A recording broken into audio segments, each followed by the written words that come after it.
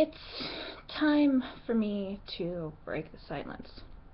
I haven't posted anything to my blog in a while. Over a month, actually. And part of me wants to apologize, and part of me doesn't really care because I'm not sorry.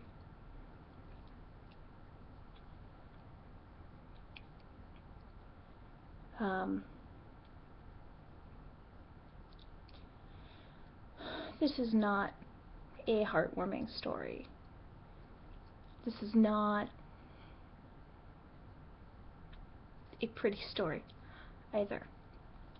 I've tried over a dozen times to sit down and write it, and I never finish. So I'm using the technology I have at my disposal to sit down and record it.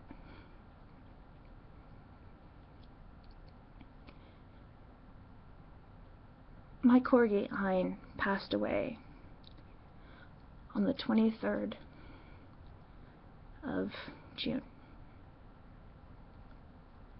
He was my first real dog. That was mine. I had a dog growing up as a kid. She was the family dog. And of course, when she passed away, it hurt too. But it didn't hurt this much.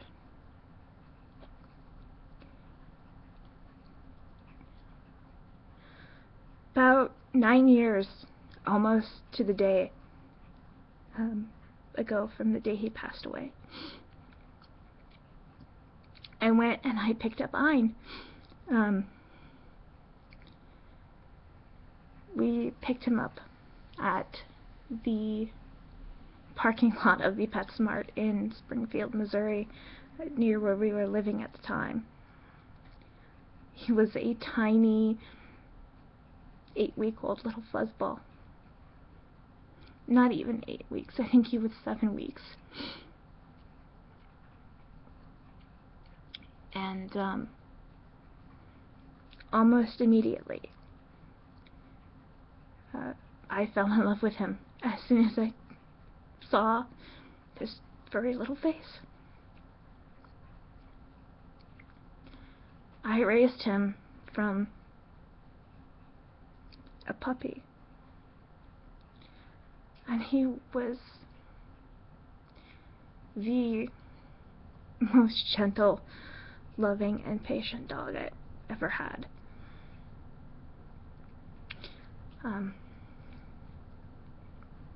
And it's been really hard for me since he passed away because he was always there from the time he was a puppy. Whenever I was going through a really, really low point, he was always there. And he's not now.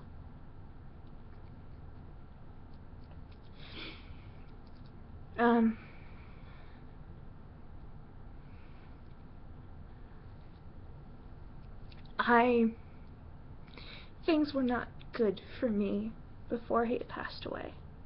I missed a couple updates, even before he passed away. And then after he did, everything stopped for me.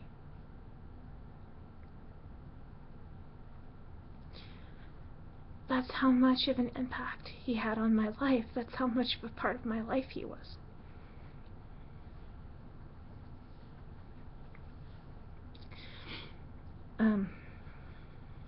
I didn't sleep well the 2 nights before. Actually, the Saturday before, a couple of my friends kept me company while I curled up quietly on the couch and made an attempt at sleeping that finally succeeded because I didn't feel like I wanted to sleep, but I was too tired to stay up. When I finally got to bed on the 23rd of June,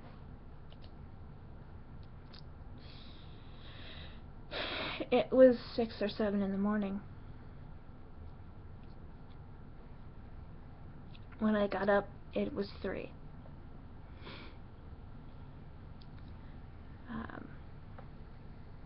I went into the kitchen.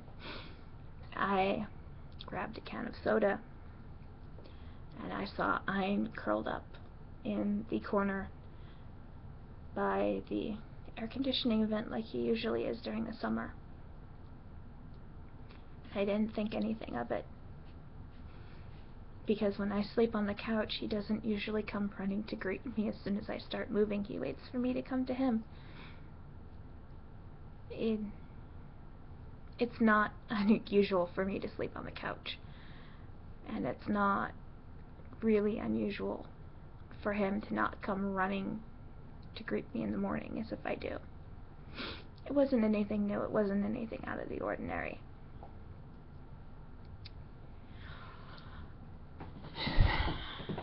I called my mom. I needed to get to the grocery store. I had a list of 6 things that I needed, and I spent over an hour there because there were things that were on sale. Things that I walked past and I grabbed because they were on sale. They were 2 for $5 or they were 10 for $10.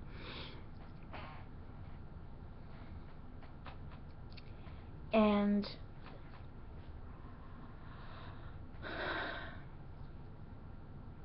it would save me a trip later in the week. I called my mom to come and get me, because my husband was still sleeping. It was 5 o'clock, just shortly before 5 when I got home. And my mom and I came in, and he didn't come running to greet us. He wasn't at the front door to meet us there. He didn't get up from where he was. He'd moved a few feet from where I left him. And he didn't come say hi. Even when we walked in the kitchen, he didn't go running around bugging my mom to give him a cookie like he always does when she comes over. There was something really wrong with him.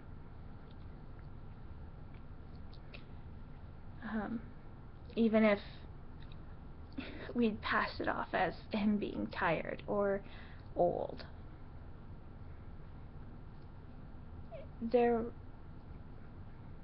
he had an accident in the house. He was laying in his own urine, and he made no attempt to move away from it. Or maybe he did, and he just spread it around more. I don't know. I wasn't here.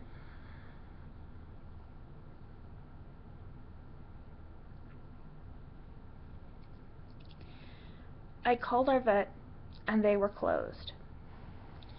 And neither of their emergency numbers were local. So my mom took her groceries home and started putting them away. And I went and looked in the phone book. I called the local animal hospital, and they said they were open until 6, but they would stop seeing patients at 5:30. They're not too far away from us,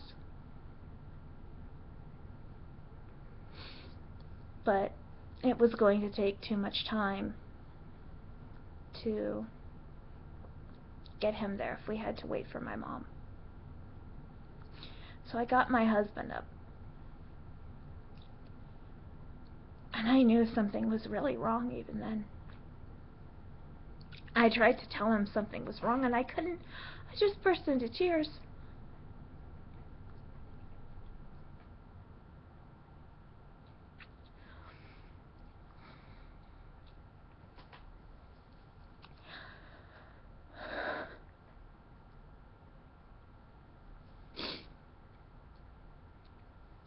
So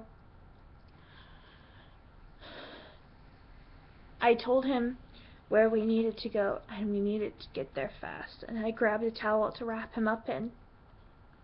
I grabbed my purse, and we got him out the door and into the car. And we went to the animal hospital. They were checking out the last two patients of the day when we walked in. Ein couldn't stand on his own. He didn't have the strength to.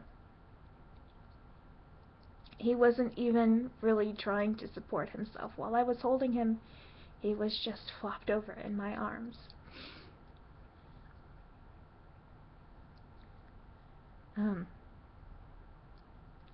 They saw that, and they got him into an exam room right away.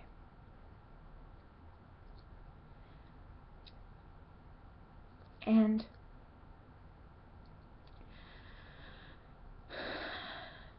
the vet came in and took a look at him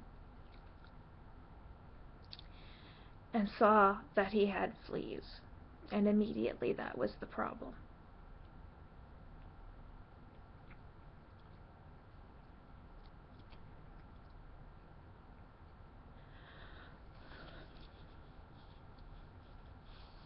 They took a blood sample.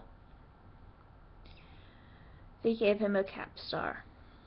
They wrapped him in a clean towel and brought him back out to me. And we sat in the waiting room for almost an hour, waiting on the results of that blood test. And it showed he was anemic. And it showed that something was wrong with his kidneys. And he had a very high fever.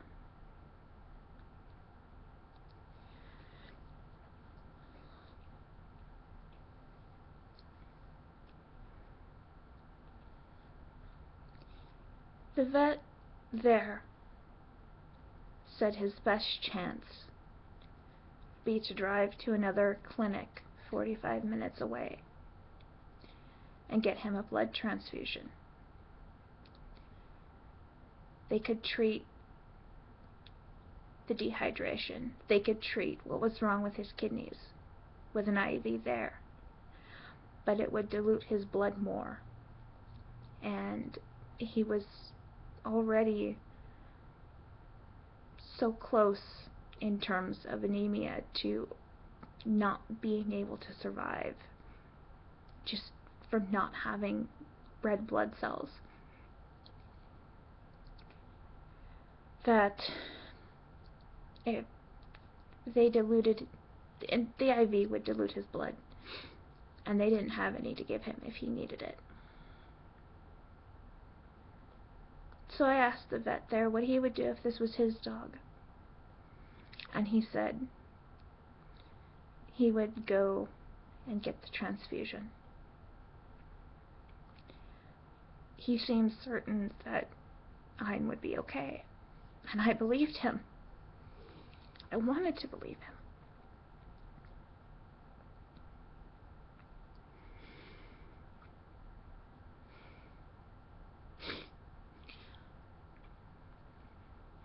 My mom came by the vet clinic and got me, and we started driving to this other clinic.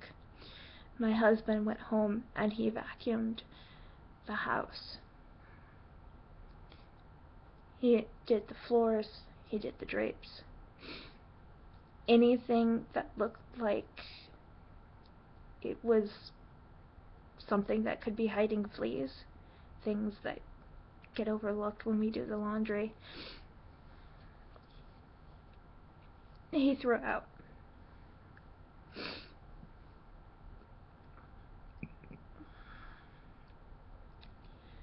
We were on the road for about 30 minutes. And Ein was not comfortable. he would started panting really heavily. He kept shifting around in my lap. He was hot. He was so hot. And his mouth was so dry.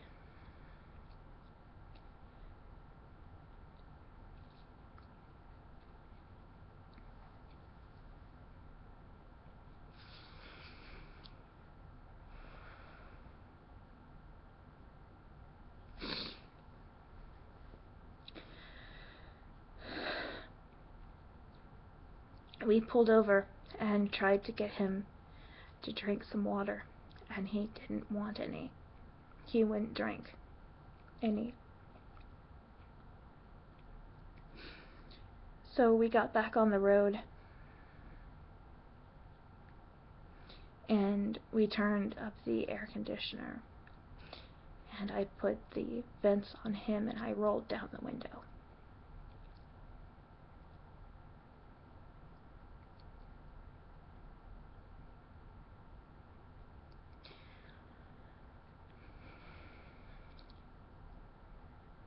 When I rolled the window down, he stuck his nose out the window, like he always does.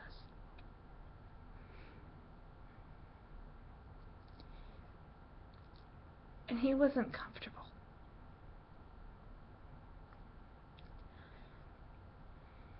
But he was content. He wasn't scared.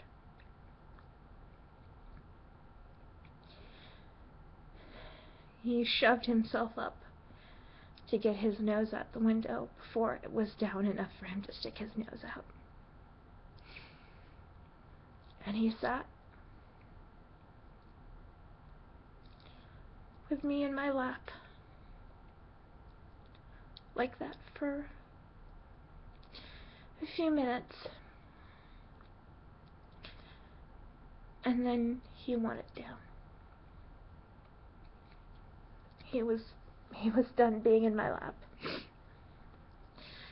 So I put him down in between the seats, and he curled up on my purse.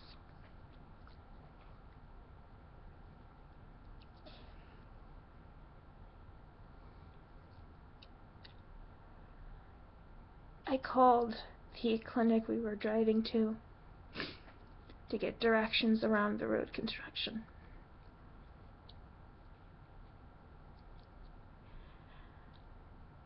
I wasn't even on the phone for 5 minutes. It was such a short phone call. I don't even know how long it was. I just know when I got off the phone, he wasn't breathing anymore. I looked down and he wasn't breathing anymore.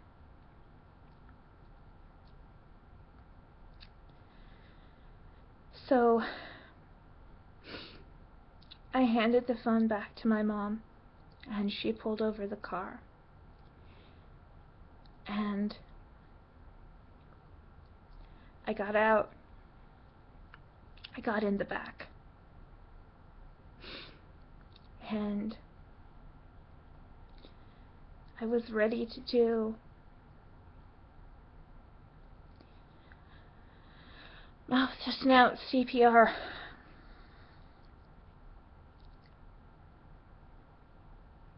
His eyes were gone. There was nothing in them anymore. They were like doll's eyes. There wasn't anything behind them.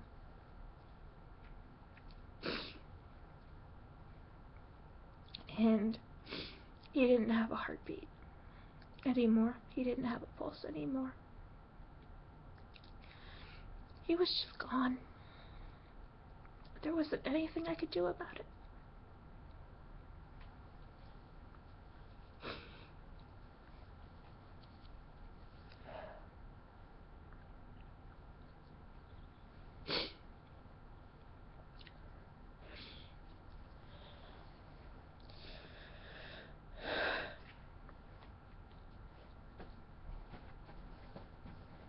when we got home, we were trying to figure out what to do. I never wanted to bury Ein.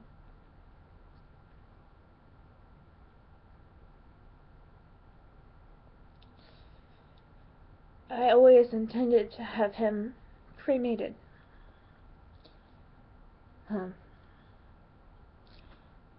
So if we moved, he wouldn't have to be left behind.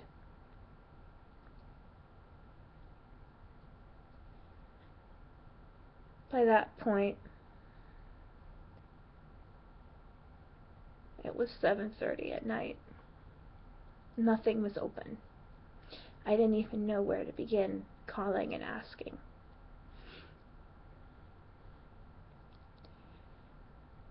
He was not going to sit in a plastic bag in my garage overnight.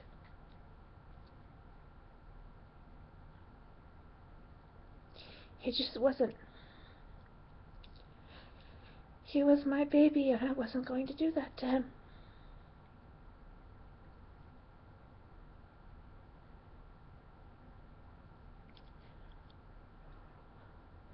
So we found a place in the yard for him.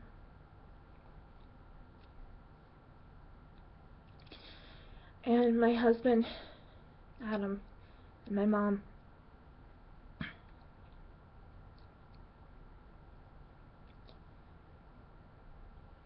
took turns digging while I tried to pull myself back together.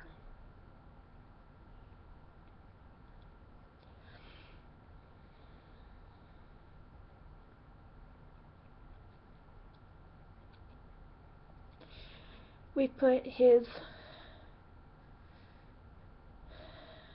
him on a towel on the patio and covered him with another towel. And I would look over at him, his body laying underneath that towel. And I kept thinking I saw him breathing.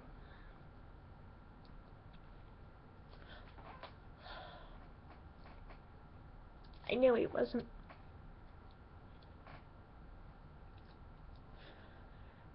Because I know the world doesn't work like that.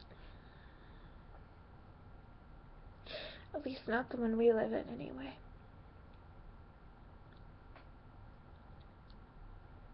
I had to check a few times with my mom and my husband.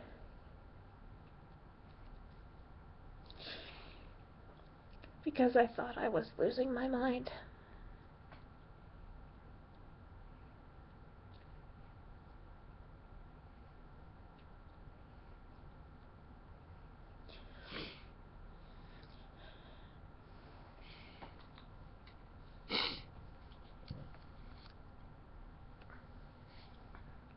That first week, I didn't do much of anything. I laid on the couch until it was time for one of my gaming groups to meet. It was all I did the first week. I'm pretty sure that's all I did the second week, too.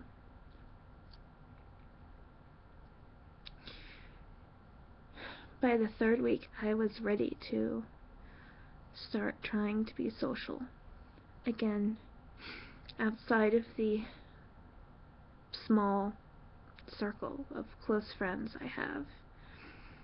The ones who kept me company and kept me from completely losing it over those first couple weeks.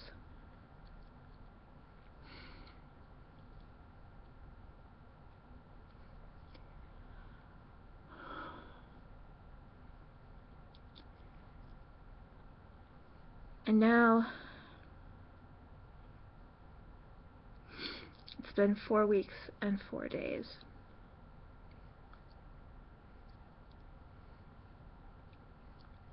It's been a month, and this past week was especially difficult because it had been a month. I knew it had been a month. It's always on my mind. Every Sunday night.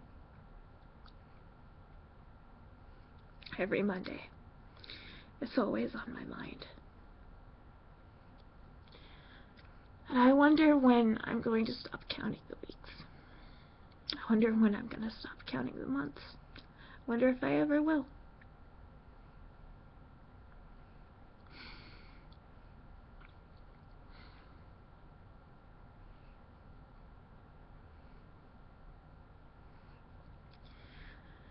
But the next morning, the 24th,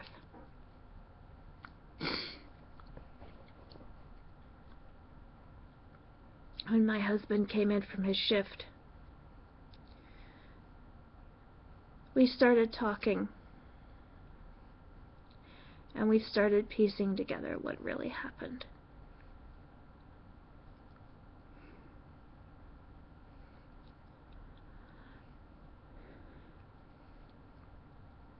He vacuumed the whole house, top to bottom,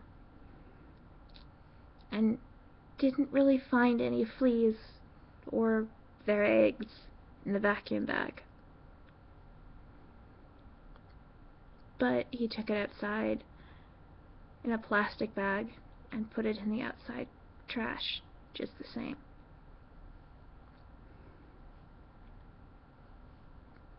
Capstar is a tablet that you give to dogs. It takes about half an hour for it to get into their system, and it will kill any fleas that are on them. Fleas weren't falling off of Ein like you would expect if he was a dog who died from anemia due to an infestation of fleas.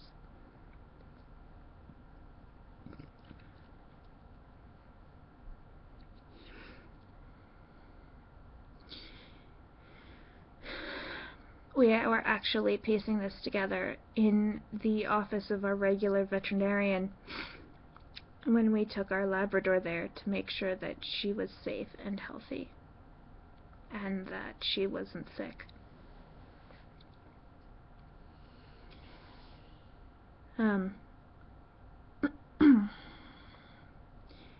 We actually pieced it together with our vet in the room.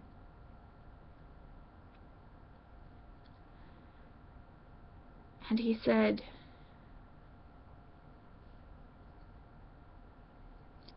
in his opinion, when we pieced it all together for him, what we realized, that we were going through water at an alarming rate. It was hard to keep the bowl full ever since the weather started getting warmer. That Ian was slowing down. He wasn't as active as he used to be. He didn't finish his food Sunday night. He didn't finish his food Saturday night. He didn't finish his food Friday night either. None of this is out of the ordinary for him. He has a thick coat. When it gets hot out, he drinks more water. We go through more water during the summer than in the winter as well, because our Labrador likes to play in the water bowl when it's hot outside.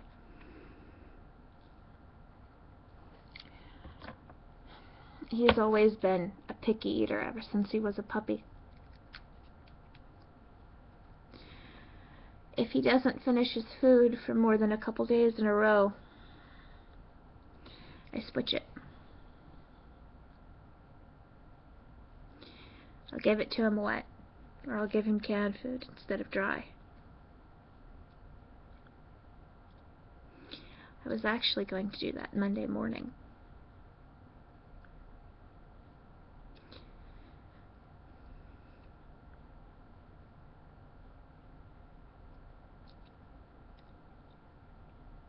But when we pieced it all together for our vet, Especially the part about him not being as active as he used to be. The part about how much water we were going through. He said what my husband and I were both thinking. It sounds like kidney disease. It sounds like his kidneys were failing. And that's because that's what was happening. His kidneys were failing.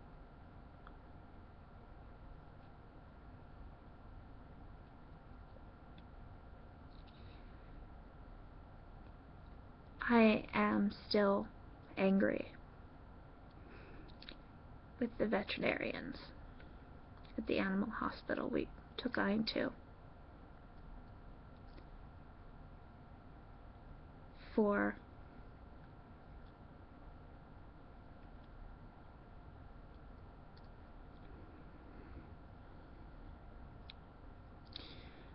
pushing the blame onto us,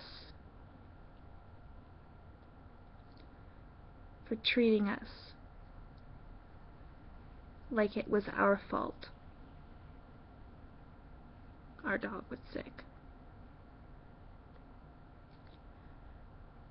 and for treating Ian like he was a victim.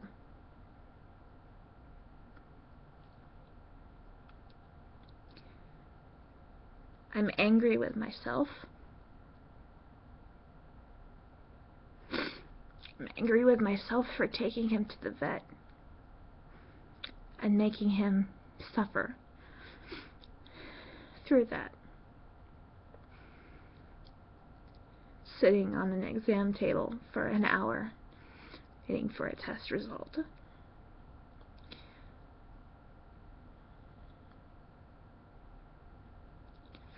I'm angry with myself for not getting up earlier.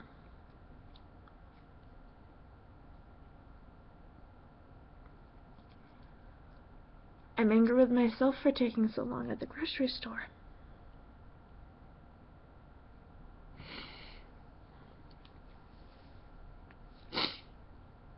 I'm angry with myself for not noticing all the little things. Little quirky things that didn't seem out of the ordinary at the time.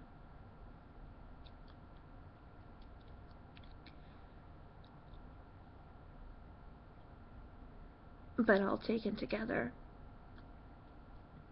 form a big picture. And I'm angry with myself for not seeing the big picture. I'm angry. And I'm sad.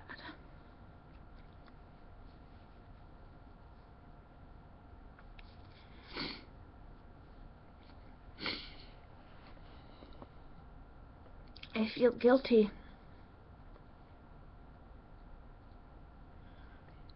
Giving our Labrador better food, better,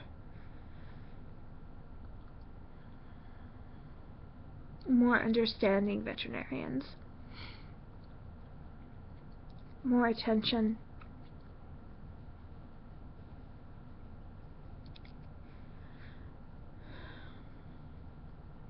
I feel guilty doing that for her.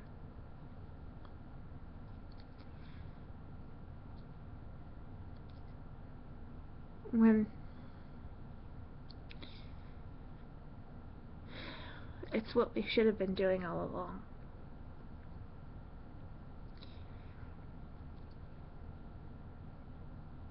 If we'd stopped and thought about it for a little while,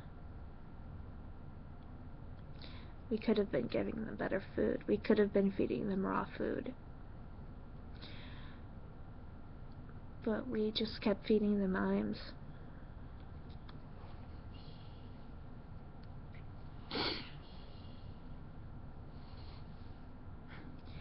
She's behind me right now, sleeping. I can hear her. I don't know if you all can. especially over my rambling.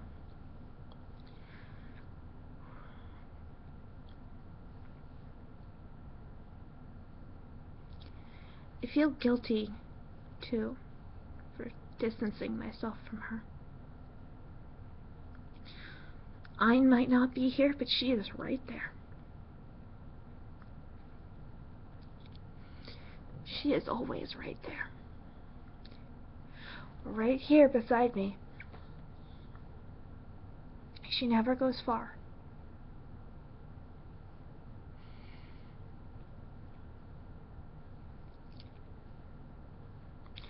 And I feel guilty I don't appreciate that.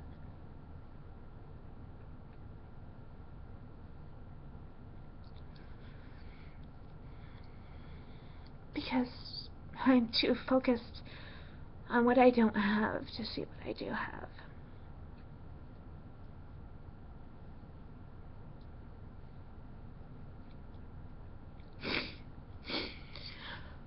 If you're still watching, thank you. I know this is a long, rambling thing to sit through, and I feel like I lost the point a few times. I'm struggling to find the point now, as a matter of fact.